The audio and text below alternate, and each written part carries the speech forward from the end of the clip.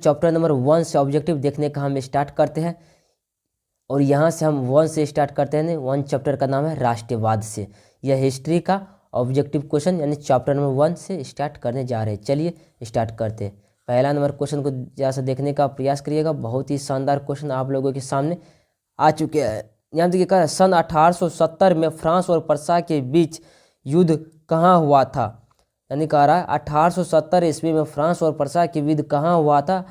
तो ये हुआ था यानी सेडाउन में हुआ था। कहाँ पर हुआ था? सेडाउन में हुआ था। ऑप्शन नंबर ए को टिक करिएगा। सन 1870 में फ्रांस और प्रसा के बीच युद्ध कहाँ हुआ था? तो 1870 ईस्वी में हुआ था। ऑप्शन नंबर ए को टिक करिएगा। बहुत ही शानदार क्वेश्चन था ये तो। चलिए अगला नंबर क्वेश्चन चलते हैं। नेक्स्ट पे चलने का प्रयास करते हैं। यहाँ पे देखने का प्रयास कीजिए। अब कह रहा किस युद्ध के बाद जर्मनी का एकीकरण हुआ था? 2000 यानी 2018 में यह क्वेश्चन पूछा गया है। कह रहा किस युद्ध के बाद जर्मनी का एकीकरण हुआ था? तो किस युद्ध के बाद जर्मनी का एकीकरण हुआ था? सेडाउन की युद्ध के बाद जर्मनी का एकीकरण हुआ था। सेडाउन की युद्ध के बाद जर्मनी का एकीकरण हुआ था। अगला क्वेश्चन पे चलने का प्रयास करते हैं। इस क्वेश्चन को जरा सा देखिए। कह रहा यूरोप का मरीज किसे कहा जाता है? कह रहा यूरोप का मरीज किसे कहा जाता है? 2019 में यह क्वेश्चन पूछा गया। यूरोप का मरीज तुर्की को कहा जाता है। यूरोप का मरीज किसे कहा जाता है? तुर्की को कहा जाता है। इसीलिए ऑप्शन नंबर ए को टिक करने का प्रयास कीजिएगा। चलिए यहाँ पे इस क्वेश्चन पे जरा सा देखने का प्रयास कीजिए। कह रहा कि यंग यूरोप का संस्थापक कौन था? यंग यूरोप का संस्थापक जो था, यंग यूरोप का संस्थापक मेजनी था। यंग यूरोप का संस्थापक मेजनी था। ऑप्शन नंबर ए को टिक करिएगा। यंग यूरोप का संस्थापक कौन था? मेजनी था। ऑप्शन नंबर ए को टिक कर लीजिएगा। अब यहाँ देखिएगा टीपू सुल्तान कहाँ के शासक थे? 2019 में यह क्वेश्चन पूछा गया। टीपू सुल्तान कहाँ के शासक थे? मैसूर के शासक थे। ऑप्शन नंबर ए को टिक करिएगा। टीपू सुल्तान कहाँ के शासक थे? टीपू सुल्तान मैसूर के शासक थे। ऑप्शन नंबर ए को टिक करिएगा। अब यहाँ देखिए थोड़ा सा नीचे पे आ जाते हैं। गैरीबाल्डी, अब इस क्वेश्चन को थोड़ा सा देखिए। कह रहे गैरीबाल्डी पेशे से क्या था? 2016, 2014 और 2019 में यह क्वेश्चन पूछा गया। गैरीबाल्डी पेशे से नाविक था। ऑप्शन नंबर डी को टिक करिएगा। गैरीबाल्डी कैसा? तो पेशे से नाविक था। ऑप्शन नंबर डी को टिक कर लीजिएगा। इस क्वेश्चन को जरा सा देखने का प्रयास करिए। आप करा फ्रैंकफर्ट की संधि पर हस्ताक्षर कब हुई थी? फ्रैंकफर्ट की संधि पर हस्ताक्षर जो हुआ था 1871 ईस्वी में हुआ था। ऑप्शन नंबर सी को टिक करिएगा। कब हुआ था? तो 1871 ईस्वी में हुआ था। इस क्वेश्चन को जरा सा देखिए। कह रहा कि 1871 में कौन सी संधि हुई थी? 1871 में कौन सी संधि हुई थी? ये जो है 2021 में यह क्वेश्चन पूछा गया। 1871 ईस्वी में फ्रैंकफर्ट की संधि हुई थी। ऑप्शन नंबर ए को टिक करिएगा। 1871 ईस्वी में फ्रैंकफर्ट की संधि हुई थी। ऑप्शन नंबर यानी ए को टिक करने का प्रयास कीजिएगा। इस क्वेश्चन को जरा सा देखने का प्रयास कीजिए। यहाँ पे कह रहा 1830 की क्रांति के बाद फ्रांस में किस प्रकार का शासन स्थापित हुआ? 2021 में यह क्वेश्चन पूछा गया। करा 1830 की क्रांति के बाद, 1830 की क्रांति के बाद फ्रांस में किस प्रकार का शासन स्थापित हुआ था? किस प्रकार के शासन स्थापित हुआ था? ये हुआ था यानी संवैधानिक शासन स्थापित हुआ था। ऑप्शन नंबर बी को टिक करिएगा। संवैधानिक शासन स्थापित हुआ था। इस क्वेश्चन को जरा सा देखने का प्रयास करिए। कह रहा जर्मनी के एकीकरण के लिए कौन उत्तरदायी था? 2021 में यह क्वेश्चन पूछा गया। जर्मनी के एकीकरण के लिए यानी बिस्मार्क उत्तरदायी था। बिस्मार्क उत्तरदायी था। ऑप्शन नंबर बी को टिक करिएगा। जर्मनी के एकीकरण के लिए बिस्मार्क उत्तरदायी था। ऑप्शन नंबर बी को टिक करिएगा। अब यहाँ देखिए कह रहा इटली के एकीकरण में निम्न में से किसका संबंध नहीं है? कह रहा इटली के एकीकरण में निम्न में से किसका संबंध नहीं है? 2021 में यह क्वेश्चन पूछा गया। तो बिस्मार्क का संबंध नहीं है। इटली के एकीकरण में बिस्मार्क का संबंध नहीं है। ऑप्शन नंबर ए को टिक करिएगा। बहुत ही शानदार क्वेश्चन आप लोगों के सामने लेकर आ गए। यहाँ पे देखिए कह रहा इटली और जर्मनी के एकीकरण के विरुद्ध निम्न में से कौन था? यानी कह रहा इटली और जर्मनी का जो एकीकरण हो रहा था उसका विरोध कौन कर रहा था? तो ऑस्ट्रिया विरोध कर रहा था। ऑप्शन नंबर में सी को टिक करिएगा। अब नेक्स्ट क्वेश्चन को देखने का प्रयास करिए। यहाँ देखिएगा जर्मनी के एकीकरण का प्रमुख वास्तुकार कौन था? 2021 में यह क्वेश्चन पूछा गया है। कारण जर्मनी के एकीकरण का प्रमुख वास्तुकार कौन था? जर्मनी के एकीकरण का प्रमुख वास्तुकार जो था यह बिस्मार्क था। ऑप्शन नंबर डी को टिक करिएगा। जर्मनी के एकीकरण का प्रमुख वास्तुकार बिस्मार्क था। ऑप्शन नंबर डी को टिक करिएगा। अब इस क्वेश्चन को जरा से देखने का प्रयास करिए। बहुत ही शानदार क्वेश्चन कर फ्रैंकफर्ट की संधि किस वर्ष हुई थी? करा फ्रैंकफर्ट की संधि किस वर्ष हुई थी? 2020 और 2021 में ये क्वेश्चन पूछा गया है। करा फ्रैंकफर्ट की संधि किस वर्ष हुई थी? फ्रैंकफर्ट की संधि 1871 ईस्वी में हुआ था। ऑप्शन नंबर डी को टिक करिएगा। फ्रैंकफर्ट की संधि किस वर्ष हुई थी? फ्रैंकफर्ट की संधि 1871 ईस्वी में हुआ था। कब हुआ था? तो 1871 ईस्वी में हुआ था। ऑप्शन नंबर डी को टिक करिएगा। इस क्वेश्चन को जरा से देखने का प्रयास करिए। का जालवे ऋण संबंधित था व्यापारियों से, जालवे ऋण संबंधित था व्यापारियों से। ऑप्शन नंबर बी को टिक करिएगा। कह जालवे ऋण संबंधित था व्यापारियों से। ऑप्शन नंबर डी को टिक करने का प्रयास करिएगा। अब इस क्वेश्चन को जरा सा देखने का प्रयास करिए। कह जेनेवा संधि कब हुई थी? 2022 में यह क्वेश्चन पूछा गया है। कह कि जेनेवा संधि कब हुई थी? जेनेवा संधि जो हुआ था 1954 ईस्वी में हुआ था। ऑप्शन नंबर ए को टिक करिएगा। जेनेवा संधि कब हुई थी? तो 1954 ईस्वी में हुआ था। ऑप्शन नंबर ए को टिक कर लीजिएगा।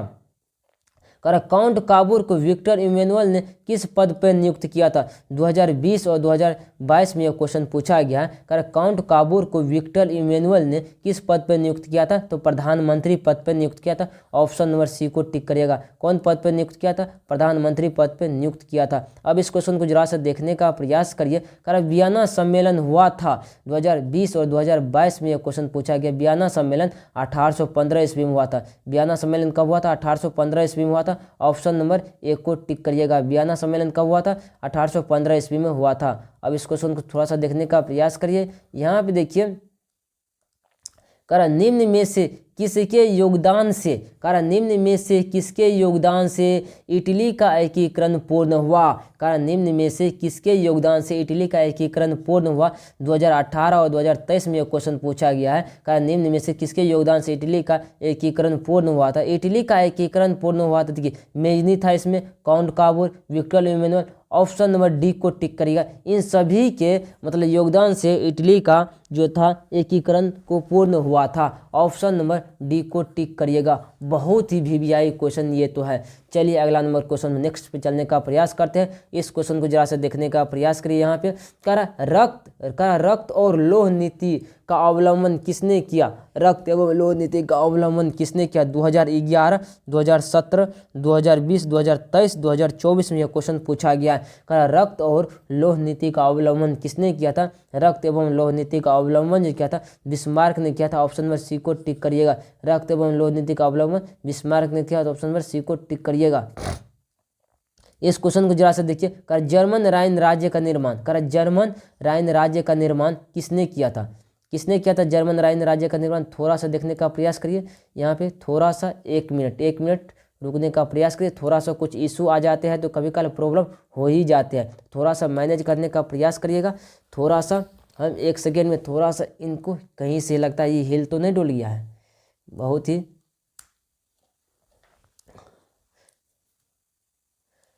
थोड़ा सा मैनेज करने का प्रयास करिएगा। थोड़ा सा वेट लग जाएंगे, थोड़ा सा एक सेकेंड का हम समय ले सकते। टेक्निकल प्रॉब्लम कुछ हो जाते हैं कभी काल बीच में, तो इसलिए आप लोग घबराने की प्रयास नहीं कीजिएगा। बहुत ही हम आसान तरीका से आप लोग को समझाने का प्रयास करेंगे। चलिए तो इस क्वेश्चन को करवाते हैं। रक्त एवं लोह नीति का बिस्मार्क ने किया था। चलिए अब ये क्वेश्चन होने का प्रयास करेंगे। इस क्वेश्चन को जरा सा करने का हम प्रयास करते हैं। यहाँ पर देखिए कह रहा जर्मन क्या करा, यहाँ थोड़ा सा देखिए कह जर्मन राइन राज्य का निर्माण किसने किया था? जर्मन राइन राज्य का निर्माण किसने किया था? यह क्वेश्चन की पूछा 2011 और 2022, 2023 में यह क्वेश्चन पूछा गया। कह जर्मन राइन राज्य का निर्माण नेपोलियन बोनापार्ट ने किया था। ऑप्शन नंबर बी को टिक कर दीजिएगा। कह जर्मन राइन राज्य का निर्माण किसने किया था? नेपोलियन बोनापार्ट ने किया था। ऑप्शन नंबर यानी बी को टिक करिएगा। चलिए अगला नंबर क्वेश्चन पर बहुत ही शानदार क्वेश्चन है। कह निम्न में से किस सम्मेलन में जर्मनी का क्षतिपूर्ति राशि को कम कर दिया गया? 2023 में यह क्वेश्चन पूछा गया है। कह निम्न में से किस सम्मेलन में, कह निम्न में से किस सम्मेलन में जर्मनी की क्षतिपूर्ति राशि को कम कर दिया गया? जर्मनी की क्षतिपूर्ति राशि को जो कम कर दिया वो हुआ था यानी लौसने सम्मेलन के बाद जर्मनी की क्षतिपूर्ति राशि को कम कर दिया गया था। ऑप्शन नंबर डी को टिक कर दीजिएगा। अब जरा से इस क्वेश्चन को देखने का प्रयास करिए। बहुत ही शानदार क्वेश्चन है ये। कर हिंगेल किस देश का दार्शनिक था? 2024 में यह क्वेश्चन पूछा गया है। कर हिंगेल किस देश का दार्शनिक था? हिंगेल जो था यानी जर्मनी का। कर हिंगेल किस देश का दार्शनिक था? हिंगेल जर्मनी का दार्शनिक था। ऑप्शन नंबर सी को टिक करिएगा। हिंगेल किस देश का दार्शनिक था? तो जर्मनी का। अब इस क्वेश्चन को जरा से देखने का प्रयास करिए यहाँ पे। कारण वियना कांग्रेस का मुख्य उद्देश्य क्या था? 2024 में 23 में यह क्वेश्चन पूछा गया। वियना कांग्रेस का मुख्य उद्देश्य था राजतंत्रों को पुनः स्थापित करना। वियना कांग्रेस का मुख्य उद्देश्य राजतंत्रों को पुनः स्थापित करना। ऑप्शन नंबर इसलिए सी को टिक करिएगा। नेक्स्ट क्वेश्चन चलने का प्रयास करते हैं। अब यहाँ पे देख लीजिए, जैसे इसको थोड़ा सा जूम आउट हो गया है, 1 सेकंड रुक जाइए। ठीक, अब इस क्वेश्चन जैसे देखने का प्रयास करिए यहाँ पे। कर फ्रांसीसी क्रांति कब हुई? 2023 में यह क्वेश्चन पूछा गया है। कर फ्रांसीसी क्रांति 1789 ईस्वी में हुआ था। ऑप्शन नंबर ए को टिक करिएगा। फ्रांसीसी क्रांति कब हुई थी? फ्रांसीसी क्रांति 1789 ईस्वी में हुआ था। ऑप्शन नंबर ए को टिक करिएगा। इस क्वेश्चन को जैसे देखने का प्रयास कीजिए। कर मेजनी का संबंध, कारण मेजनी, अब देखिए, कारण मेजनी का संबंध किस संगठन से था? 2023 में यह क्वेश्चन पूछा गया है। कारण मेजनी का संबंध किस संगठन से था? मेजनी का संबंध जो था वो कार्बोनरीज था। ऑप्शन नंबर बी को टिक करिएगा। मेजनी का संबंध कार्बोनरीज था। ऑप्शन नंबर बी को टिक करने का प्रयास कीजिएगा। इस क्वेश्चन को जरा से देख लेते हैं। करा राष्ट्रीय आंदोलन क्या करे? यहाँ पे देखिए, करा राष्ट्रीय आंदोलन का केंद्र जेना विश्वविद्यालय कहाँ स्थित है? जेना विश्वविद्यालय रूस में स्थित है। ऑप्शन नंबर सी को टिक करिए। कहाँ पे स्थित है? तो रूस में स्थित है। अब यहाँ पे देख लीजिए, नेक्स्ट क्वेश्चन पे चलते हैं। कह रहा कोथुस का संबंध किस देश से है? 2023 में यह क्वेश्चन को पूछा गया है। कह रहा कोथुस का संबंध हंगरी से है। कोथुस का संबंध किस देश से? तो हंगरी देश से है कोथुस का। ऑप्शन नंबर डी को टिक करिएगा। अगला नंबर क्वेश्चन, नेक्स्ट क्वेश्चन चलने का प्रयास करिए। इस क्वेश्चन को जरा से देखने का प्रयास कीजिए। करा यूरोपियन सभ्यता का पालन, कर यूरोपियन सभ्यता का पालन किसे कहा जाता है? 2023 में यह क्वेश्चन पूछा गया। कर यूरोपियन सभ्यता का पालन यूनान को कहा जाता है। यूरोपियन सभ्यता का पालन यूनान को कहा जाता है। ऑप्शन नंबर ए को टिक करिएगा। यूरोपियन सभ्यता का पालन किसे कहा जाता है? तो यूनान को कहा जाता है। ऑप्शन में यानी ए को टिक कर लीजिएगा। अब इस क्वेश्चन को जरा सा देखिए। करा प्रथम जेनेवा कन्वेंशन कब हुआ था? 2024 में यह क्वेश्चन पूछा गया। करा प्रथम जेनेवा कन्वेंशन कब हुआ था? प्रथम जेनेवा कन्वेंशन 1864 ईस्वी में हुआ था। कब हुआ था? 1864 ईस्वी में हुआ था। ऑप्शन नंबर यानी बी को टिक करिएगा। प्रथम जेनेवा कन्वेंशन कब हुआ था? 1864 ईस्वी में हुआ था। अब इस क्वेश्चन को जरा से देखने का प्रयास करिए। करा इटली का एकीकरण कब पूर्ण हुआ था? 2023-24 में क्वेश्चन पूछा गया। इटली का एकीकरण कब पूर्ण हुआ था? इटली का एकीकरण 1871 ईस्वी में पूर्ण हुआ था। ऑप्शन नंबर बी को टिक करिएगा। इटली का एकीकरण कब पूर्ण हुआ था? 1871 ईस्वी में पूर्ण हुआ था। अब इस क्वेश्चन को जरा से देखने का प्रयास करिए। करा लुई फिलिप किस देश का शासक था? 2024 में यह क्वेश्चन पूछा गया है। लुई फिलिप किस देश का शासक था? लुई फिलिप जो था फ्रांस का शासक था। कहाँ का शासक था? फ्रांस का शासक था। ऑप्शन नंबर बी को टिक करिएगा।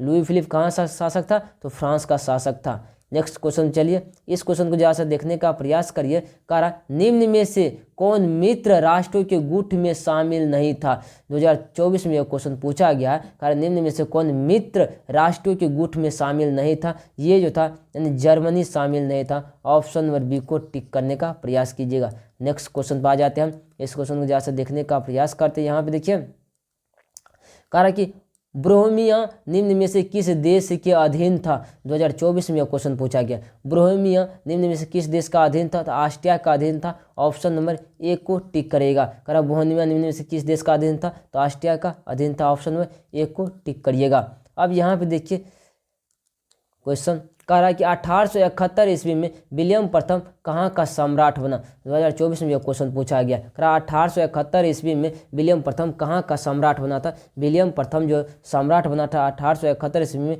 वो बना था जर्मनी का सम्राट बना था। ऑप्शन नंबर सी को टिक करिएगा। कहाँ का सम्राट बना? जर्मनी का बना था।